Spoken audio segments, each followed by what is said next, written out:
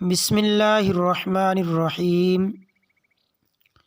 السلام علیکم ورحمۃ اللہ وبرکاتہ۔ معزز سامعین و ناظرین، آج ہم بہت ہی اہم مسئلے پر گفتگو کرنے والے ہیں، اور وہ مسئلہ تقریباً روزانہ ہر انسان کو پیش آتا ہے، اور وہ ہے کیا؟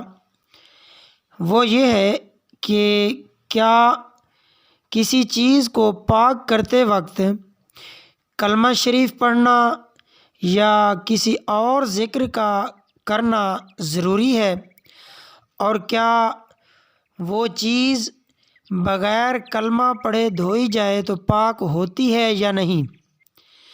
اس بارے میں ہم گفتگو کریں گے، اور آپ حضرات سے گزارش ہے کہ ہمارے چینل کو سبسکرائب کر دیں تاکہ ہماری ہر آنے والی ویڈیو آپ تک آسانی سے پہنچتی رہے اور آپ حضرات اس سے مستفید ہوتے رہیں، اور کوشش کیا کریں کہ ہماری ویڈیو کو جتنا زیادہ ہو سکے آگے شیئر بھی کیا کریں تاکہ تمام مسلمانوں کا فائدہ ہو۔ تو محترم و معزز سامعین و ناظرین، کسی چیز کو پاک کرنے کے لیے کلمہ شریف پڑھنا ضروری نہیں ہے۔ حضور اقدس صلی اللہ علیہ وآلہ وسلم کا پاک ارشاد ہے کہ جب کوئی چیز ناپاک ہو جائے تو اس کو 3 مرتبہ دھو لیا کرو۔ تو اس حدیث میں کسی کلمہ کو پڑھنے کی وضاحت نہیں کی گئی، صرف اتنا ہے کہ جب کوئی چیز ناپاک ہو جائے تو اس کو دھو لینے سے وہ چیز پاک ہو جاتی ہے۔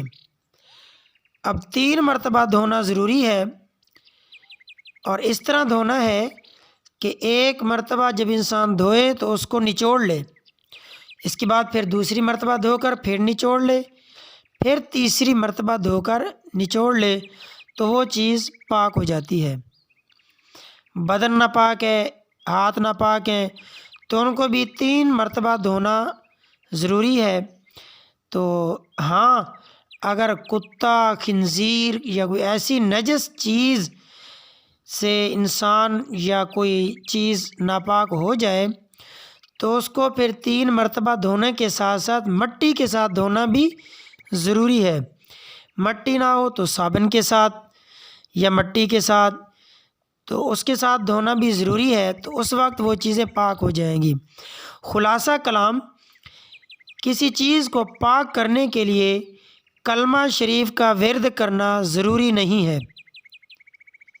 ہاں، اگر کوئی پڑھ بھی لیتا ہے تو کوئی گناہ نہیں ہوتا، لیکن یہ سمجھنا کہ بغیر کلمہ پڑھنے سے کوئی چیز پاک نہیں ہوتی، یہ غلط سوچ ہے۔ اس کو اپنے ذہنوں سے نکال دیں، بس دھونے سے وہ چیز پاک ہو جاتی ہے جو ناپاک ہوتی ہے۔ اللہ تبارک و تعالی ہم سب کو سمجھنے کی، عمل کرنے کی توفیق عطا فرمائے۔ اللہ ہمارا حامی و ناصر۔